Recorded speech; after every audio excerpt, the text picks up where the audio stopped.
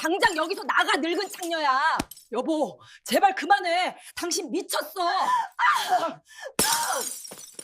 소독약 냄새가 코를 찌르는 응급실 복도였다. 찢어진 바지 아래로 퉁퉁 부어오른 발목이 욱신거렸지만 그 통증은 지금 내 가슴을 후벼 파는 이 말들에 비하면 아무것도 아니었다. 어머님, 현실적으로 생각하세요. 저랑 그이 둘 다 직장인이에요. 연차, 저번 달에 하와이 다녀오느라 다 썼어요. 지금 당장 간병할 사람이 없는데 어떡해요? 며느리 윤이었다. 그녀는 내 부러진 다리를 걱정스런 눈으로 보는 게 아니라 마치 처리하기 곤란한 재고 물품을 보듯 미간을 찌푸리고 있었다. 내 아들 성준이는 그 옆에서 죄인처럼 고개만 푹 숙인 채 말이 없었다. 내가 30년 넘게 밀가루 반죽을 치대며 억척스럽게 키워낸 명문대 나온 내 아들이 고작 저 모양이라니. 그래서 간병인을 쓰라고 갈라진 목소리로 내가 되물었다. 네, 요즘 간병인들 전문적이고 얼마나 잘하는데요. 그리고 솔직히 말씀드릴게요. 어머님, 저 비위 약해서 어머님 대소변 받아내는 거 못해요. 아시잖아요. 저 비위 약한 거. 병원비랑 간병비는 어머님 실비보험 들어두신 거 있죠. 그걸로 처리되죠. 순간 멍해졌다. 수술 동의서에 사인을 해야 하는데 손이 떨려 펜을 개임 수가 없었다. 빙판길에 미끄러져 복합골절 진단을 받고 누워있는 시어미 앞에서 대소변 이야기를 하며 질색하는 표정을 짓는 며느리, 그리고 보험금부터 챙기는 저 알뜰함. 엄마, 미안해. 우리가 상황이 좀 그래. 일단 이번 수속은 밟아줄게. 아들놈이 기어들어가는 목소리로 겨우 한마디 했다. 그때 내 머릿속에서 무언가 툭 하고 끊어지는 소리가 들렸다. 그것은 내 발목 인대가 끊어지는 소리가 아니었다. 평생을 자식이라는 이름 하나 붙들고 살아온 내 30년 헌신의 끈이 끊어지는 소리였다. 나는 떨리는 손을 진정시키며 천천히 고개를 들었다. 그리고 며느리의 눈을 똑바로 쳐다보았다. 그래, 내 말이 맞다. 현실적으로 해야지. 내 목소리가 의외로 차분하게 나와서 나조차 놀랐다. 이것은 체념이 아니었다. 폭풍전야의 고요함, 그것이었다. 차가운 응급실 침대 위에서 나는 비로소 내가 어떤 결단을 내려야 할지 뼈저리게 깨닫고 있었다. 내 이름은 홍말순. 하지만 대전 중앙시장 사람들은 나를 홍마담이라 불렀다. 술집 마담이 아니라 칼국수집 여사장이라는 뜻의 훈장이었다. 남편이 일찍 세상을 뜨고 갓돌 지난 아들 성준이를 업고 시작한 노점상이었다. 멸치 육수 냄새가 내 살컴의 문신처럼 배어들도록 일했다. 손가락 마디마디가 류머티즘으로 뒤틀릴 때마다 통장에 찍히는 숫자를 보며 통증을 삼켰다. 그렇게 모은 돈으로 번듯한 2층짜리 건물을 올리고 홍간의 칼국수라는 간판을 달았을 때 나는 세상을 다 가진 것 같았다. 하지만 그 건물보다 더 자랑스러운 건 내 아들 성준이었다. 서울에 있는 명문 S대를 합격했을 때 나는 시장통에 떡을 300만 원어치나 돌렸다. 내 인생의 성적표는 바로 내 아들이었으니까. 3년 전 아들이 결혼하겠다며 여자를 데려왔을 때도 나는 의심한 점 없었다. 어머님, 안녕하세요. 김윤이라고 합니다. 단아한 원피스 차림에 생글생글 웃는 인상. 대기업 대리라고 했다. 야무져 보였다. 나는 내 아들이 사람 보는 눈이 있다고 믿었다. 어머님 고생 많이 하셨다면서요. 성준 씨한테 얘기 많이 들었어요. 이제 제가 딸 같은 며느리가 돼서 잘 모실게요. 딸 같은 며느리. 그 달콤한 말에 나는 넋을 잃었다. 그래서였다. 내 노후 자금의 절반을 뚝 떼어준 것은 서울 집값이 얼마나 비싸니 전세라도 제대로 된 곳에서 시작해야지. 나는 평생 적금 부어 모은 5억 원을 내주었다. 5억. 칼국수 7,000원짜리를 몇 그릇을 팔아야 모을 수 있는 돈인지 계산도 안 되는 그 거금을 나는 아들 부부의 신혼집 전세금으로 쾌척했다. 그 돈이 내 뼈와 살을 깎아 만든 돈이라는 걸 알기에 그들도 나에게 그만큼의 정성을 보일 거라 믿었다. 그게 사람의 도리니까. 하지만 그 믿음이 깨지는 데는 채 일주일도 걸리지 않았다. 신혼여행을 다녀온 직후였다. 인사를 드리러 온다기에 나는 새벽부터 시장을 봐서 갈비찜이며 잡채며 상다리가 부러지게 차려놓았다. 그런데 현관문을 들어서는 며느리의 표정이 묘했다. 뭔가 결심을 하고 온 사람처럼 비장해 보이기까지 했다. 밥상머리에 앉자마자 윤희가 입을 열었다. 어머님, 음식 너무 맛있어요. 그런데 저희 드릴 말씀이 있어서요. 그래, 뭐 필요한 거라도 있니? 나는 흐뭇하게 웃으며 물었다. 어머님, 이제 시대가 많이 변했잖아요. 저희는 요즘 트렌드에 맞춰서 합리적인 관계를 유지하고 싶어요. 합리적? 네. 솔직히 말씀드리면 저희는 시월드 같은 거 정말 싫거든요. 서로 사생활은 철저히 존중해 주셨으면 해요. 집에 오실 때는 최소 3일 전에 미리 연락해서 약속 잡아주시고요. 현관 비밀번호는 저희 부부 프라이버시니까 공유 안 할게요. 순간 젓가락질하던 내 손이 허공에서 멈췄다. 비밀번호 공유 안 함. 사전 예약 필수. 이게 가족끼리 할 소리인가? 하지만 며느리의 말은 거기서 끝나지 않았다. 그리고 명절이나 제사 말인데요. 그거 며느리들한테는 그냥 노동 착취인 거 아시죠? 저희는 명절 연휴에 해외여행 다니면서 힐링하기로 했어요. 어차피 조상님들도 자손들이 행복하게 사는 걸 원하실 테니까 차례상은 생략하거나 간소화했으면 해요. 강요하시면 저 정말 스트레스 받을 것 같아요. 아들을 쳐다봤다. 아들은 내 눈을 피하며 갈비찜만 깨작거리고 있었다. 미리 둘이 입을 맞추고 온 게 분명했다. 가슴 속에서 뜨거운 것이 울컥 치솟았지만 나는 꾹 눌러 참았다. 그래, 요즘 애들은 다르다잖아. 내가 꼰대처럼 굴면 아들만 힘들어진다. 5억이나 해줬는데 괜히 싫은 소리에서 관계를 망치고 싶지 않았다. 그래, 너희 뜻이 그렇다면 알겠다. 요즘 젊은 사람들 사는 방식이 그렇다는데 내가 뭐라 하겠니? 너희끼리만 잘 살면 그만이지. 나는 억지 웃음을 지으며 쿨한 척을 했다. 며느리의 얼굴이 금세 환해졌다. 어머, 역시 우리 어머님은 신세대. 꽉 막힌 다른 시어머니들이랑은 차원이 다르시다니까. 감사해요, 어머님. 그때는 그 말이 칭찬인 줄 알았다. 그 신세대 시어머니라는 타이틀이 나에게 족쇄가 될 줄은 꿈에도 모른 채 그날 밤 텅 빈 집에 남겨진 나는 남은 잡채를 통에 담으며 씁쓸함을 삼켰다. 딸 같은 며느리는 없었다. 그저 똑똑하고 계산적인 타인이 내 가족이라는 울타리 안에 들어왔을 뿐이었다. 그 후로 시작된 그들의 이중적인 태도는 나를 점점 질리게 만들었다. 윤희가 말한 합리적인 관계와 사생활 존중은 철저히 그들에게 유리한 방향으로만 작동했다.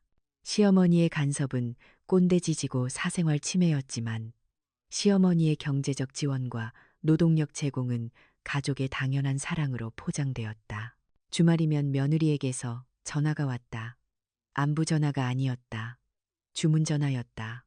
어머님, 저 윤희예요. 다름이 아니라 성준 씨가 요즘 입맛이 없나 봐요. 어머님표 파김치랑 간장게장 먹고 싶다는데 좀 보내주실 수 있으세요? 아, 그리고 멸치 볶음도 떨어졌어요. 그래, 알았다. 내일 택배로 붙이마. 네, 어머님. 아, 그리고 저번처럼 택배비는 착불로 부탁드려요. 제가 현금이 없어서요. 사랑해요. 어머님. 착불. 5억 전세금 해준 시어머니한테 반찬값은커녕 택배비 5천 원이 아까워서 착불로 보내라는 며느리. 기가 찼지만 아들이 먹고 싶다니 어쩔 수 없었다. 나는 밤새 팔을 다듬고 게장을 담가 스티로폼 박스에 꽉꽉 채워 보냈다. 하지만 내 인내심을 시험하는 사건은 따로 있었다. 작년 겨울 서울에 볼 일이 있어 올라갔던 날이었다. 마침 김장철이라 갓 담근 김장김치와 수육거리를 잔뜩 챙겼다. 아들 좋아하는 굴겉절이도 따로 챙겼다.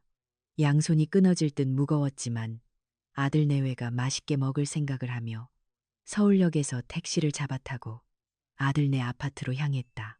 미리 연락하고 오라는 말이 마음에 걸렸지만 서프라이즈 선물이라 생각했다. 그리고 아무리 그래도 엄마가 반찬 해왔는데 문전박대야 하겠나 싶었다. 아파트 현관 앞에 서서 벨을 눌렀다. 딩동, 잠시 후 인터폰 화면이 켜지고 며느리의 목소리가 들렸다. 누구세요? 윤희야. 나다.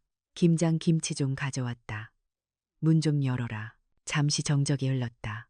문이 열리는 띠리릭 소리를 기대했건만 들려온 것은 며느리의 당황스럽고 짜증 섞인 목소리였다.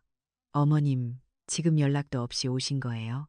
아니, 근처에 볼일 보러 왔다가 무거우니까 일단 문 좀 열어다오. 손가락 끊어지겠다. 어머님, 저 지금 친구들 와 있어요. 집에서 와인 파티 중이라고요. 지금 들어오시면 제 친구들이 얼마나 불편해하겠어요. 그리고 집안 꼴도 엉망인데 와인 파티. 나는 엘리베이터 앞 복도에 멍하니 서 있었다. 내 손에 들린 스티로폼 박스에서는 젓갈 냄새가 캔질하게 새어나오고 있었다. 그 냄새가 저 안에 와인 향기를 망칠까봐 걱정하는 며느리의 속내가 투명하게 보였다. 그럼 이것만 주고 가마. 문만 잠깐 열어라. 내가 사정하듯 말했다. 아, 진짜 곤란한데. 어머님, 그냥 경비실에 맡겨두고 가시면 안 돼요? 제가 나중에 찾아갈게요. 지금 옷차림도 그렇고 나가기가 좀 그래요. 다음부턴 제발 예약 좀 하고 오세요. 네, 뚝. 인터폰이 끊겼다. 검은 화면에 비친 내 얼굴은 초라하기 그지없었다. 헝클어진 파마머리에 촌스러운 등산복 차림, 그리고 발치에 놓인 김치통과 보따리들. 나는 문을 두드릴 힘조차 없었다. 아니, 두드려서는 안 될 것 같았다. 내가 저 문을 억지로 열고 들어가는 순간 나는 몰상식한 시어머니가 되고 내 아들은 아내에게 쥐잡듯이 잡힐 게 뻔했으니까. 나는 주섬주섬 보따리를 다시 챙겨 들었다.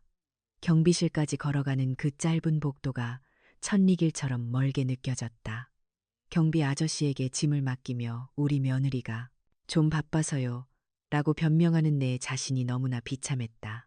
대전으로 내려오는 KTX 안에서 나는 창밖만 하염없이 바라봤다. 차창에 비친 내 모습 뒤로 며느리의 말이 환청처럼 맴돌았다. 합리적인 관계. 그래, 너에게 나는 김치나 배달해주는 택배기사. 그 이상도 이하도 아니구나.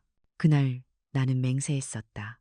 다시는, 절대로 다시는 저 집에 내 발로 찾아가 반찬을 나르는 일 따위는 하지 않겠다고. 하지만 자식 이기는 부모 없다고 했던가. 그 후로 손주 민준이가 태어났을 때 나는 그 맹세를 허무하게 깨버리고 말았다. 어머님, 베이비시터가 자꾸 그만둬서요. 어머님이 좀 와주시면 안 돼요? 복직을 앞둔 며느리의 SOS였다. 나는 또다시 서울행 기차에 몸을 실었다. 손주 얼굴 한 번 보겠다는 일념으로. 하지만 그곳에서 나를 기다리고 있던 것은 더 교묘하고 잔인한 현대판 식모살이었다.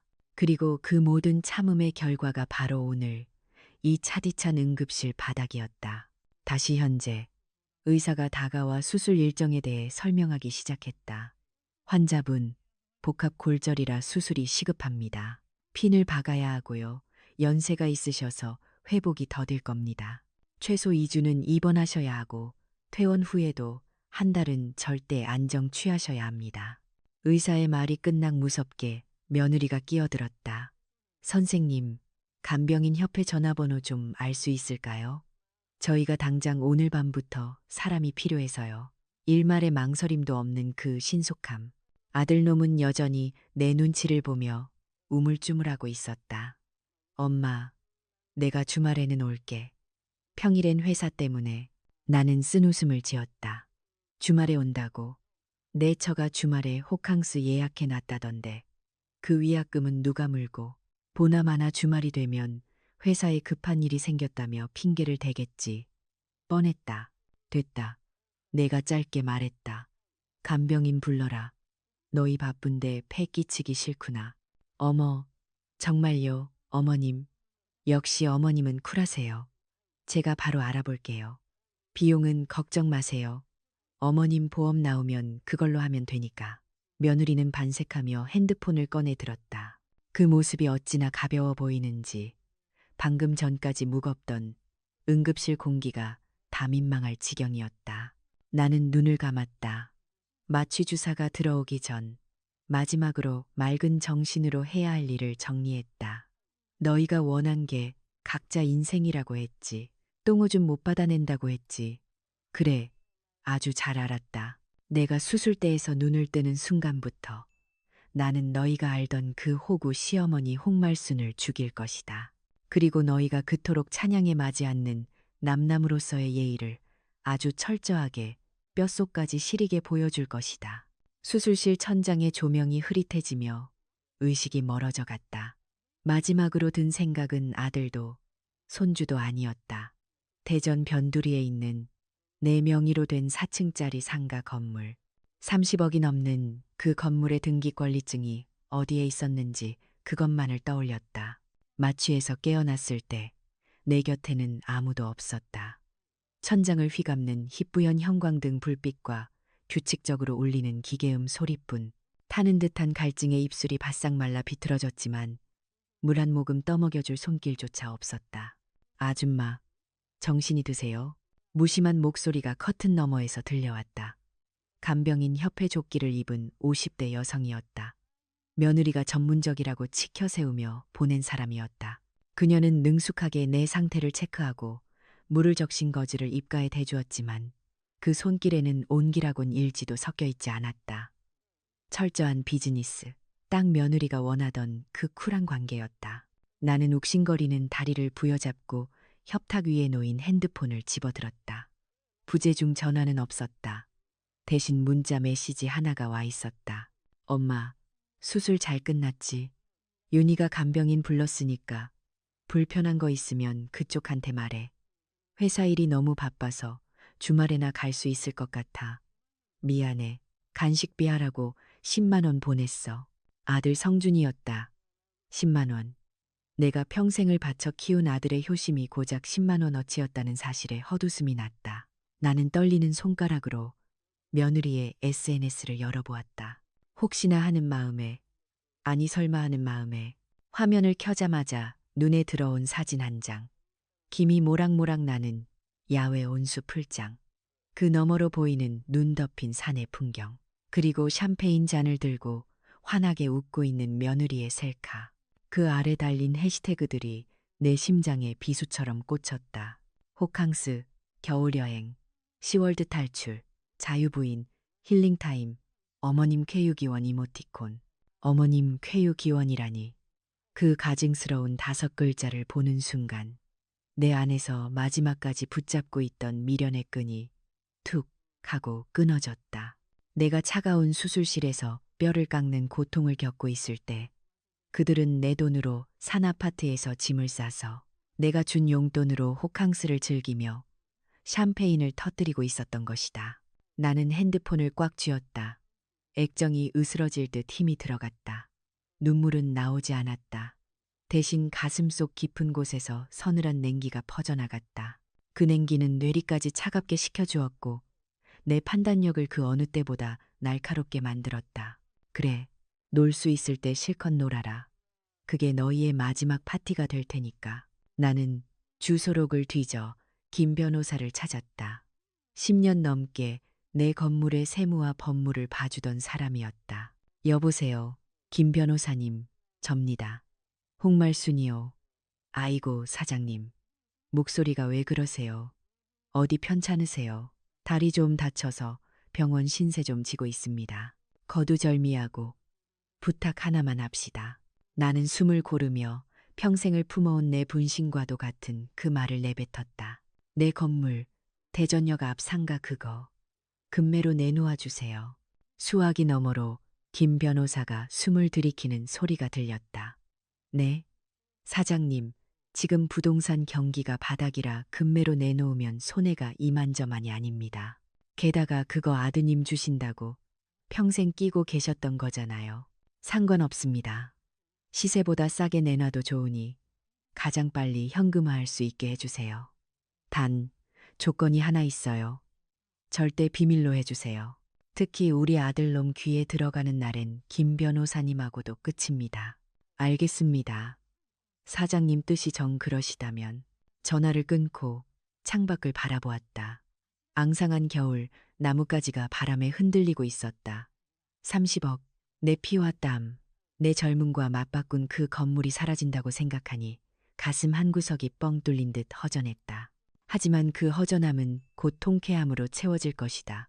나는 확신했다. 퇴원은 빨랐다.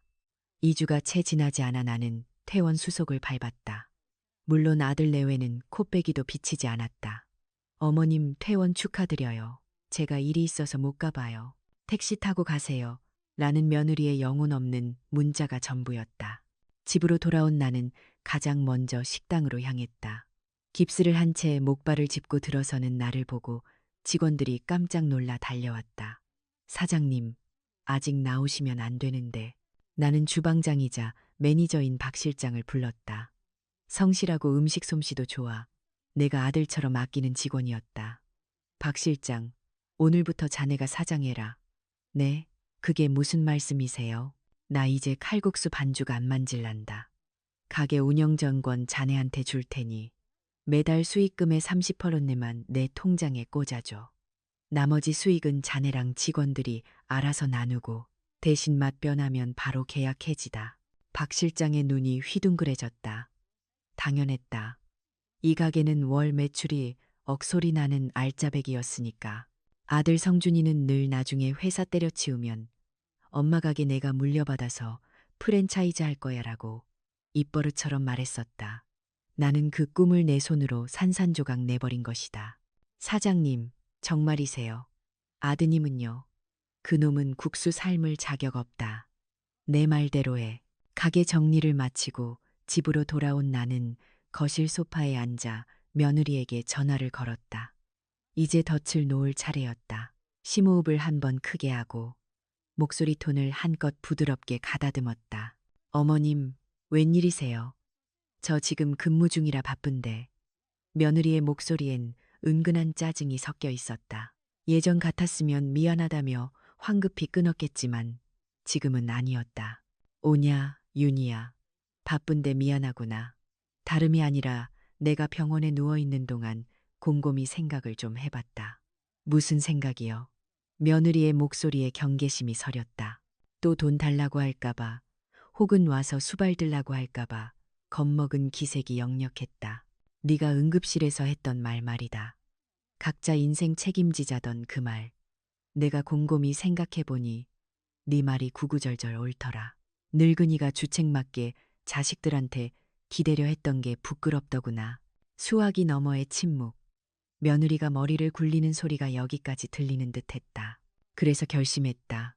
앞으로는 너희가 원하는 대로 철저하게 남처럼 살아주마. 제사, 명절 다 없애자. 내 생일도 챙기지 마라. 나도 너희 생일 안 챙길 거니까. 김치니 반찬이니 해다 나르는 짓도 이제 안 할란다. 어머님, 진심이세요? 며느리의 목소리가 한 옥타브 올라갔다. 그래, 진심이다. 너희 사생활 존중해서 연락도 안 할 거다. 번호도 지울까 생각 중이다. 너희가 그토록 원하던 10월도 없는 세상. 내가 만들어주마. 어머님, 세상에. 며느리의 환호성이 수화기를 뚫고 나왔다. 경계심은 눈 녹듯 사라지고 기쁨을 주체하지 못하는 목소리였다. 어머님 정말 큰 결심하셨어요. 맞아요. 요즘은 다들 그렇게 살아요. 서로 부담 안 주고 쿨하게. 와, 우리 어머님 진짜 깨어있는 분이시네. 성준 씨한테도 바로 말해야겠어요. 그녀는 알지 못했다. 내가 말한 남처럼 살자는 말 속에 경제적 지원 중단이라는 가장 큰 폭탄이 숨겨져 있다는 것을. 그녀의 머릿속에는 그저 명절 노동 해방과 잔소리 탈출이라는 달콤한 과실만이 보였을 것이다.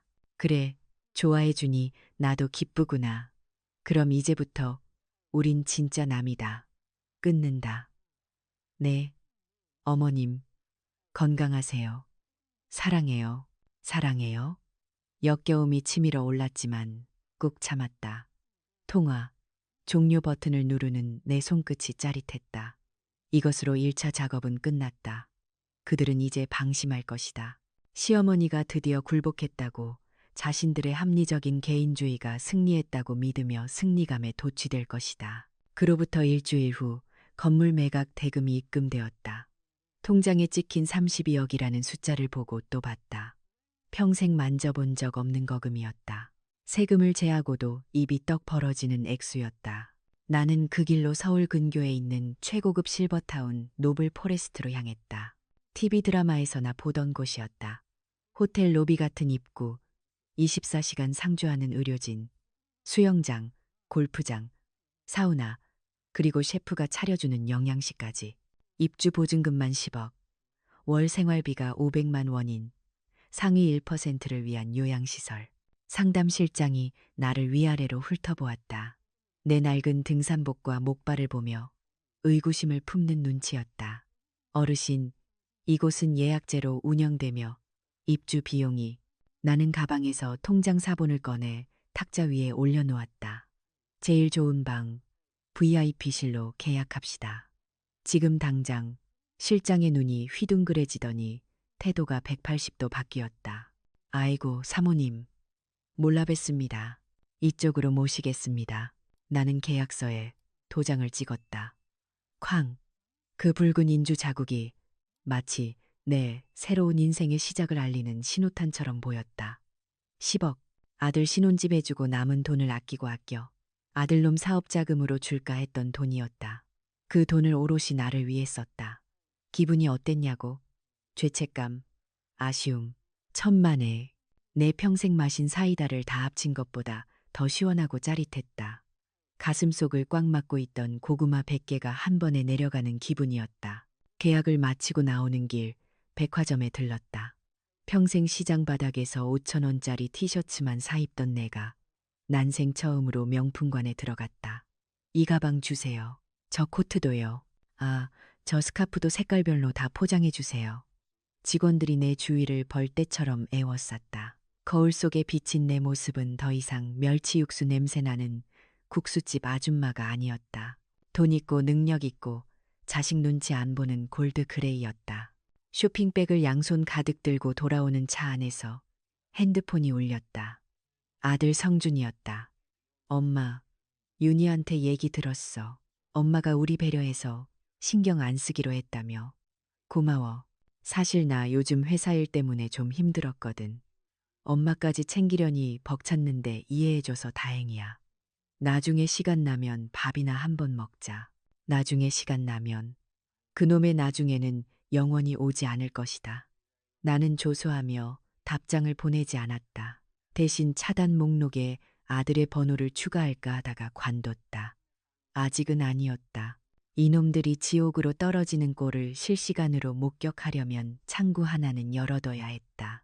그리고 정확히 2달 뒤 내가 예상했던 그 타이밍이 찾아왔다.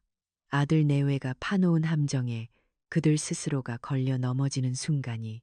그날은 봄비가 추적추적 내리는 날이었다. 나는 실버타운 입주 준비를 하며 짐을 정리하고 있었다. 그때였다. 현관벨이 요란하게 울렸다. 딩동, 딩동, 딩동. 인터폰 화면을 켜자 며느리와 아들이 비에 젖은 생쥐꼴로 서 있었다. 양손에는 한우 선물 세트와 커다란 과일 바구니가 들려 있었다. 평소라면 절대 사오지 않을 비싼 물건들이었다. 어머님, 저 윤이에요. 문 좀 열어주세요. 엄마, 나 성준이. 안에 계시죠? 그들의 표정은 다급해 보였고 눈빛에는 탐욕과 불안이 뒤섞여 있었다. 냄새가 났다. 돈 냄새를 맡고 달려온 하이에나들의 냄새가. 나는 소파에 깊숙이 등을 기대고 앉아 천천히 차를 한 모금 마셨다. 입가에 비릿한 미소가 번졌다. 왔구나. 내 돈 냄새를 맡았구나. 아마도 건물이 팔렸다는 소문을 들었으리라. 대전 바닥이 좁으니 소문이 나는 건 시간 문제였다. 30억, 그 큰 돈이 늙은 어미 손에 들어갔다는 사실을 알게 된 순간 그들의 쿨한 개인주의는 얼마나 하찮게 무너져 내렸을까. 나는 인터폰 수화기를 들지 않았다. 대신 문 열림 버튼을 눌러주지도 않았다. 그저 그들이 빗속에서 초조해하는 꼴을 화면으로 감상했다. 어머님, 안 계세요. 분명 인기척이 있는데 비밀번호 바꿨나 봐. 안 눌려. 당황하는 두 사람의 목소리가 들려왔다. 나는 천천히 일어나 현관으로 걸어갔다. 이제 쇼를 시작할 시간이었다. 문을 벌컥 열었다. 어머님, 며느리가 화나게 하지만 어딘가 비굴하게 웃으며 달려들었다. 어머님, 세상에 얼굴이 왜 이렇게 좋아지셨어요? 저희가 너무 늦게 찾아왔죠. 비가 와서 차가 막혀서. 누구세요? 내가 차갑게 물었다. 네, 어머님, 저 윤이잖아요. 며느리. 며느리의 웃음이 경련하듯 굳어졌다. 아, 윤희 씨. 근데 약속은 하고 오셨나요? 우리 남처럼 살기로 했잖아요. 사생활 침해는 질색이라면서요. 예약 안 하셨으면 돌아가세요. 저 지금 팩하는 중이라 바쁘거든요. 나는 며느리가 했던 말을 그대로 토시 하나 틀리지 않고 돌려주었다. 며느리의 얼굴이 순식간에 하얗게 질렸다. 아들이 옆에서 엄마, 장난치지 말고 하며 억지 웃음을 지었지만 내 눈빛을 보고는 입을 다물었다. 내 눈은 웃고 있지 않았으니까. 그리고 그 손에 든 건 뭐냐? 뇌물이냐? 받을 이유 없으니 도로 가져가라. 나는 싸늘하게 쏘아붙이고는 문을 닫으려는 제스처를 취했다. 그러자 아들이 다급하게 내 문틀을 잡으며 소리쳤다. 엄마, 사실은 우리 부탁이 있어서 왔어. 엄마, 건물 팔았다며. 돈 좀 있지. 드디어 본색을 드러내는구나. 나는 속으로 쾌재를 불렀다. 그래서 내가 묻자 며느리가 눈을 빛내며 끼어들었다. 어머님, 실은 저희가 강남으로 이사를 가려고 하는데요. 이번에 놓치면 평생 못 들어가는 금매가 나왔거든요. 딱 15억만, 아니 10억만 융통해 주시면 안 될까요? 어차피 그 건물 성준 씨한테 물려주실 거였잖아요. 미리 증여한다고 생각하시고. 그들의 뻔뻔함은 상상을 초월했다. 10억을 동네 슈퍼에서 껌 사듯 요구하고 있었다. 나는 그들의 얼굴을 하나하나 뜯어보았다. 탐욕에 젖은 눈, 부끄러움을 모르는 입술. 이것들이 내 자식이고 며느리라니. 나는 문을 활짝 열었다. 그리고 거실 테이블 위에 놓여있는 서류 봉투를 가리켰다. 들어와라. 보여줄 게 있다. 그들은 내 태도가 누그러진 줄 알고 뛸 듯이 기뻐하며 집 안으로 들어왔다. 신발도 벗지 않고 거실로 직행하는 그들의 뒷모습을 보며 나는 마지막 카운트다운을 시작했다. 자, 이제 지옥문을 열어줄게. 기대해라. 거실로 들어선 두 사람은 젖은 외투를 벗을 생각도 하지 못했다. 그들의 시선은 오로지 테이블 위에 놓인 두툼한 갈색 서류 봉투에 고정되어 있었다. 마치 굶주린 짐승이 먹잇감을 노려보듯. 그들의 눈동자는 탐욕으로 번들거렸다. 빗물에 젖은 그들의 양말이 내 집 거실 바닥에 축축한 자국을 남겼다. 예전 같았으면 얼른 수건을 가져와 닦아주며 감기 들라 걱정했겠지만 지금은 그 더러운 발자국조차 내 인생에 그들이 남긴 오점처럼 느껴져 구역질이 났다. 자, 앉아라. 차라도 한 잔 내오랴. 내가 짐진 여유를 부리며 물었다. 아뇨, 아뇨. 차는 무슨... 어머님 말씀하세요. 이게 뭐예요? 저희 주시려고 미리 준비해 두신 거예요? 며느리 윤희가 호들갑을 떨며 소파 끝에 엉덩이를 걸쳤다. 그녀의 명품 가방에서 빗물이 뚝뚝 떨어져 가죽 소파를 적셨지만 그녀는 신경도 쓰지 않았다. 오로지 봉투, 그 안에 담긴 돈 생각뿐인 게 투명하게 보였다. 아들 성준이도 침을 꼴깍 삼키며 내 눈치를 살폈다. 엄마, 이거 증여 관련 서류야. 아니면 통장. 에이, 뭘 또 이렇게 서프라이즈로 준비했어. 그냥 계좌로 쏴주면 세금 문제도 우리가 알아서 처리할 텐데. 김칫국을 사발로 들이키는 꼴을 보니 웃음이 나올 뻔했다. 나는 턱으로 봉투를 가리켰다. 직접 열어봐라. 너희가 그토록 원하던 거니까. 어머, 정말요? 어머님 최고. 역시 우리 어머님 스케일은 알아줘야 해. 윤희가 환호성을 지르며 봉투를 낚아채듯 집어들었다. 그녀의 손이 기대감으로 가늘게 떨리고 있었다. 성준이도 덩달아 고개를 들이밀었다. 봉투 입구가 뜯어지는 소리가 적막한 거실을 날카롭게 갈랐다. 지익. 그 소리가 마치 그들의 헛된 꿈이 찢겨나가는 소리처럼 들렸다. 윤희가 봉투 안에서 서류 뭉치를 꺼냈다. 제일 위에 있는 종이를 집어든 그녀의 표정이 순식간에 기묘하게 일그러졌다. 환희에 차 있던 눈동자가 의문으로 그리고 이내 경악으로 변해가는 과정을 나는 느긋하게 감상했다. 이게 뭐예요? 윤희의 목소리가 가늘게 떨렸다. 뭐긴 뭐냐? 글씨 못 읽냐? 나는 찻잔을 들어 입술을 적셨다. 향긋한 녹차 향이 오늘따라 더욱 깊게 느껴졌다. 성준이가 며느리의 손에서 서류를 낚아채 읽기 시작했다. 실버타운, 입주 계약서, 노블 포레스트 VIP룸. 아들의 목소리가 뒤집어졌다. 보증금 10억, 월 생활비 500만 원. 엄마, 이게 다 뭐야? 여기 들어간다고? 그래, 내 똥오줌 받아줄 사람이 없어서 돈으로 사람 샀다. 거기 시설이 기가 막히더구나.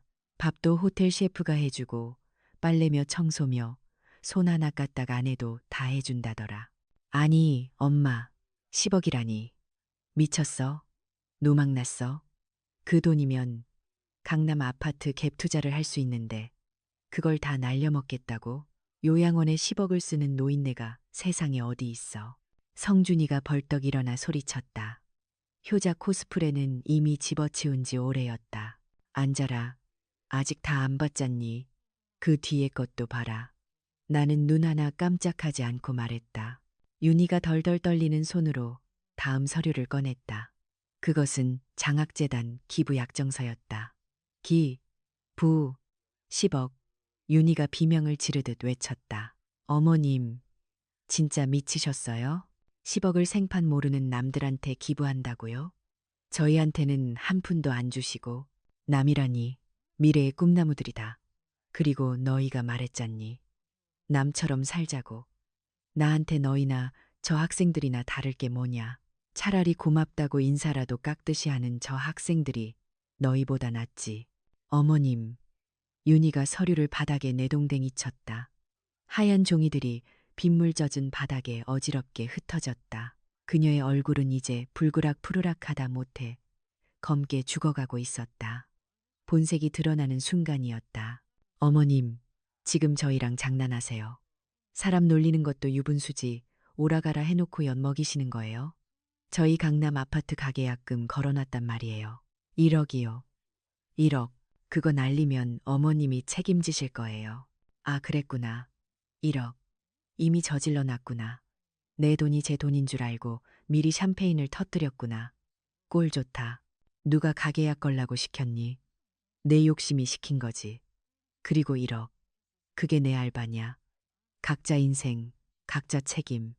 네가 입버릇처럼 하던 말 아니냐. 엄마, 제발 좀. 우리가 남이야. 가족이잖아. 하나뿐인 아들이라며. 손주 민준이 생각은 안 해. 민준이 대치동 학원 보내야 한다고. 성준이가 내 무릎을 잡으려 달려들었다. 나는 들고 있던 찻잔을 테이블에 탁 내려놓았다. 그 소리에 성준이가 흠칫하며 멈췄다. 가족? 나는 싸늘하게 웃었다. 내가 응급실에 누워서 수술 동의서 필요할 때 너희 어디 있었니? 가족이라면서 엄마 다리가 부러졌는데 간병인 쓰라며 돈 10만 원 족 던져주고 호캉스 갔지. 그때 너희가 버린 건 늙은 애미가 아니라 너희의 미래였다. 그건 오해예요. 어머님. 저희는 어머님이 불편해하실까봐. 윤희가 급하게 변명을 늘어놓았지만 목소리에는 힘이 없었다. 닥쳐라. 듣기 싫다. 나는 단호하게 말을 잘랐다. 내가 그날 맹세했다. 내 피 같은 돈, 단 한 푼도 너희 아가리에 들어가는 일 없게 하겠다고. 이 건물 판 돈, 32억. 10억은 실버타운, 10억은 기부. 나머지 12억은 내가 죽을 때까지 다 쓰고 갈 거다. 세계 일주도 하고, 사고 싶었던 보석도 사고, 매일 마사지도 받으면서 펑펑 쓸 거다. 너희한테 줄 유산, 없다. 10원 한 장도. 어머님, 진짜 너무하시네요. 윤희가 악을 썼다. 이제 존경이고 예의고 없었다. 저희가 그동안 어머님 비위 맞추느라 얼마나 고생했는지 아세요? 촌스러운 옷 입고 오셔도 웃어드리고 맛도 없는 김치 보내주셔도 감사하다고 하고 다 참아드렸잖아요. 그런데 이제 와서 뒤통수를 쳐요. 이게 어른이 할 짓이에요. 비위 맞춰, 기가 막혀서 헛웃음이 나왔다. 야, 김윤희. 너 말 똑바로 해라. 내가 내 비위 맞춘 거다. 5억 전세해주고도 집 비밀번호도 몰라서 문전박대당하고 내 돈 내고 내 노동력 써가며 손주 봐주고 내가 호구였지 내가. 나는 자리에서 벌떡 일어났다.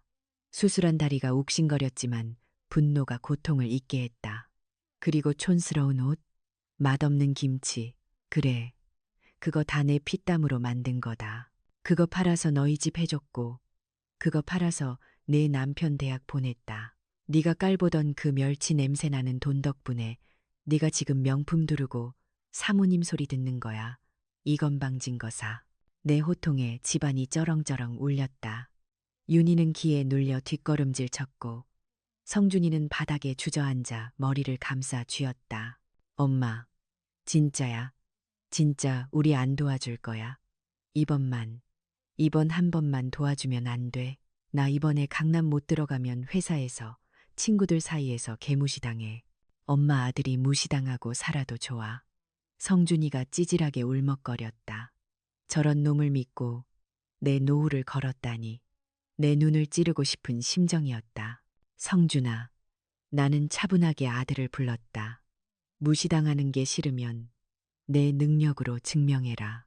부모 등골 빼먹어서 세운 자존심은 모래성이다. 파도 한 번 치면 무너지는 거야. 지금처럼. 나는 현관을 가리켰다. 나가라. 내 집에서 당장 나가. 어머님, 진짜 후회 안 하세요? 저희 지금 나가면 다시는 안 와요.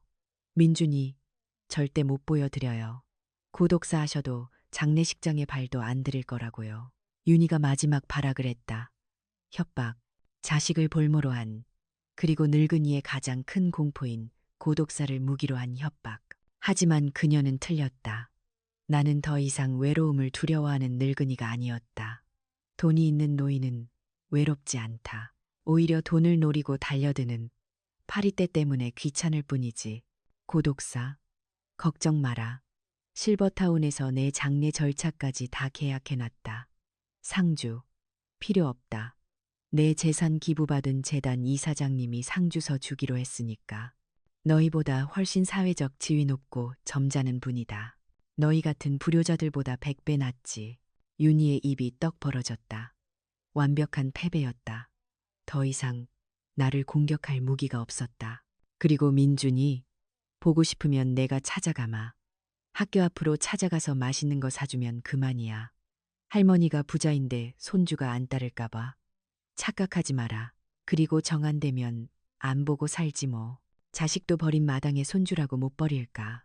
나는 테이블 위에 놓인 한우 세트와 과일 바구니를 집어들어 현관 쪽으로 던졌다. 우당탕. 과일 바구니가 엎어지면서 사과와 배가 바닥을 굴렀다. 비싼 한우 상자가 찌그러졌다. 이거 가져가라. 뇌물 냄새 나서 역겹다. 그리고 다시는 내 허락 없이 찾아오지 마라.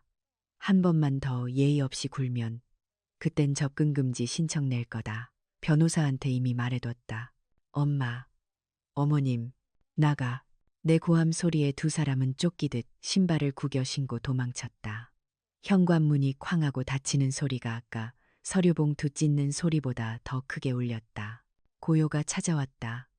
거실 바닥에는 그들이 남긴 흙탕물 자국과 굴러다니는 과일들, 그리고 갈기갈기 찢겨진 며느리의 자존심 같은 종이 조각들만이 남아 있었다. 나는 소파에 다시 주저앉았다. 다리에 힘이 풀렸다. 승리감, 통쾌함, 물론 있었다. 하지만 그 밑바닥에 깔린 씁쓸함은 어쩔 수 없었다. 내 뱃속으로 낳은 자식과 이렇게 끝장을 봐야만 하는 현실이 서글펐다. 하지만 눈물은 흘리지 않았다. 울기엔 내 남은 인생이 너무 아까웠으니까. 나는 떨리는 손으로 식은 찻잔을 들어 남은 차를 들이켰다. 차가운 찬물이 식도를 타고 내려가며 뜨거워진 속을 식혀주었다. 그때였다. 소파 구석에 던져둔 핸드폰이 미친 듯이 울리기 시작했다. 사랑하는 아들 화면에 뜬 이름을 보니 헛웃음이 나왔다. 방금 쫓겨나 놓고 그새를 못 참고 전화를 걸어. 즐기다, 즐겨, 탐욕이라는 게 이렇게 무섭구나. 나는 가차없이 차단 버튼을 눌렀다. 곧이어 며느리 윤희의 전화가 걸려왔다. 역시 차단. 카톡 알림음이 폭탄 터지듯 연달아 울렸다. 어머님 잘못했어요. 제가 잠깐 미쳤었나 봐요. 가계약금 날리면 저희 진짜 길거리에 나앉아요. 민준이 보고 싶지 않으세요. 영상 통화 걸게요. 제발 한 번만 다시 생각해 주세요. 나는 메시지들을 읽지도 않고 나가기를 눌렀다. 그리고 핸드폰 전원을 꺼버렸다. 검게 꺼진 화면에 내 얼굴이 비쳤다. 지치고 늙었지만 눈빛만은 그 어느 때보다 형형하게 살아있는 여자의 얼굴이었다. 나는 자리에서 일어나 창가로 다가갔다. 봄비가 그치고 구름 사이로 햇살이 비치기 시작했다. 젖은 아스팔트가 반짝였다. 이제 가야 할 곳이 있었다. 내 인생의 이막이 시작될 곳. 다음 날 아침, 나는 이삿짐 센터 트럭에 짐을 실었다.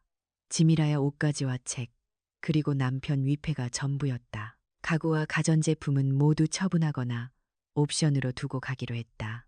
과거의 흔적을 지우는 일이었다. 트럭이 출발하려는 찰나, 저 멀리서 낯익은 차 한 대가 급하게 달려오는 게 보였다. 아들의 차였다. 며느리가 조수석 창문을 내리고 나를 향해 손을 흔들며 뭐라고 소리치고 있었다. 어머님, 어머님, 가지 마세요. 그들은 밤새 내 집 앞에서 잠복이라도 했던 걸까? 아니면 경비실에 뇌물이라도 먹여서 감시를 시킨 걸까? 어느 쪽이든 소름 끼쳤다. 기사님, 밟으세요. 저 차 따돌려주세요. 내가 운전기사에게 말했다. 예, 아는 사람 아닙니까? 아니요, 모르는 사람들입니다. 잡상인이에요. 트럭이 속도를 높였다. 백미러 속에서 며느리가 차에서 내려 빗물 고인 바닥을 하이힐을 신고 뛰어오는 모습이 보였다.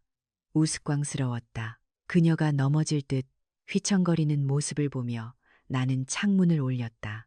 우리는 고속도로에 진입했다. 대전 톨게이트를 빠져나가는 순간 나는 비로소 숨통이 트이는 것을 느꼈다. 안녕, 내 지긋지긋했던 헌신의 세월아. 안녕, 껍데기뿐이었던 가족이라는 이름아. 차는 북쪽을 향해 달렸다. 목적지는 경기도 용인, 노블 포레스트. 그곳에서 나를 기다리고 있을 새로운 삶은 어떤 모습일까?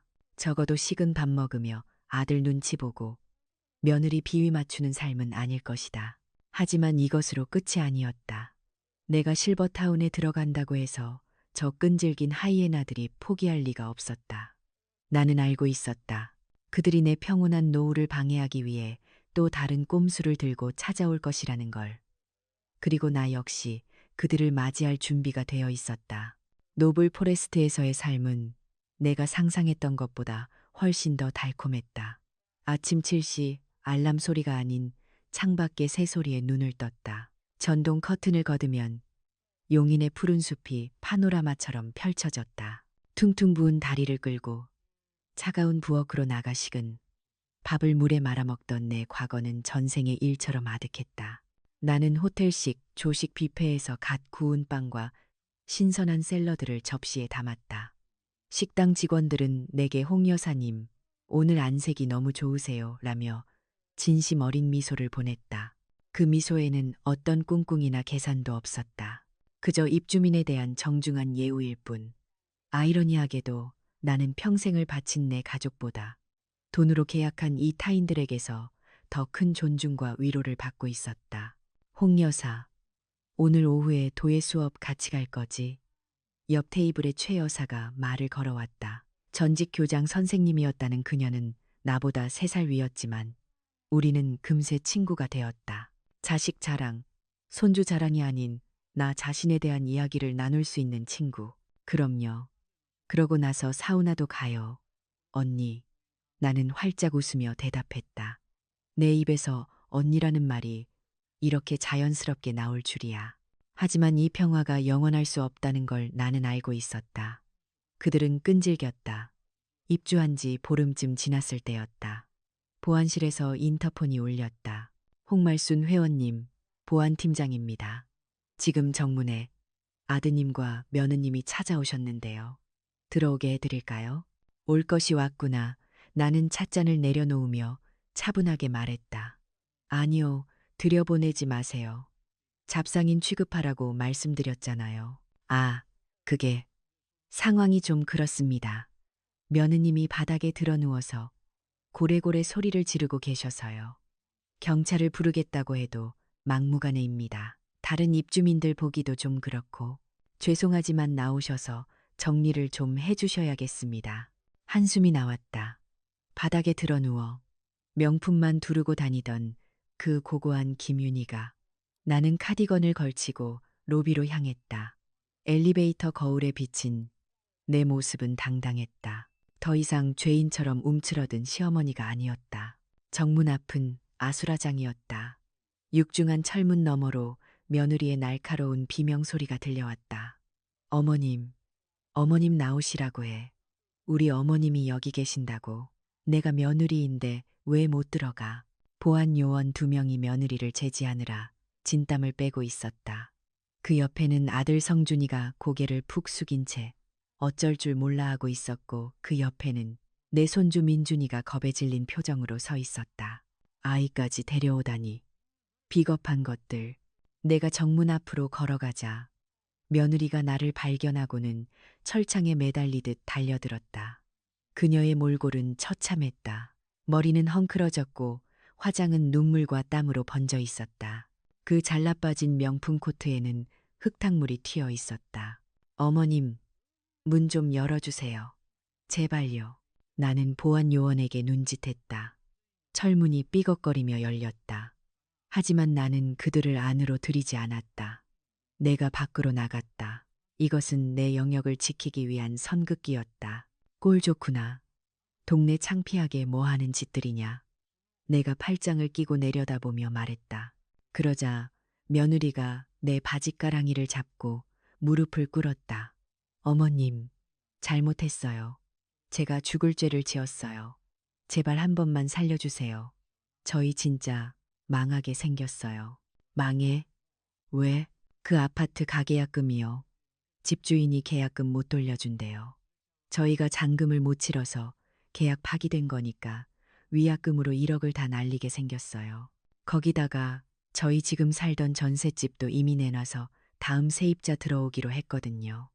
갈 데도 없고 돈도 없고 1억 날리면 저희 진짜 길바닥에 나 앉아요. 아들은 옆에서 훌쩍거리기 시작했다. 엄마, 내가 잘못했어. 윤이 말리지 못한 내 잘못이야. 근데 엄마, 나 진짜 회사에서 잘릴지도 몰라. 빚 독촉 전화 오고 난리도 아니야. 엄마가 1억만, 딱 1억만 해결해주면 우리가 평생 엄마 발 닦으면서 살게. 평생 발을 닦아. 똥오줌도 못 받겠다던 것들이. 나는 그들의 눈물쇼를 무표정하게 바라보았다. 예전 같았으면 가슴이 미어터져서 당장 통장 비밀번호를 불러줬을 것이다. 하지만 지금은 달랐다. 내 가슴은 차갑게 식어 있었고 머리는 그 어느 때보다 맑았다. 1억이라 내가 입을 열자 며느리가 희망에 찬 눈으로 고개를 들었다. 네, 어머님, 1억만 있으면 돼요. 그럼 다시 시작할 수 있어요.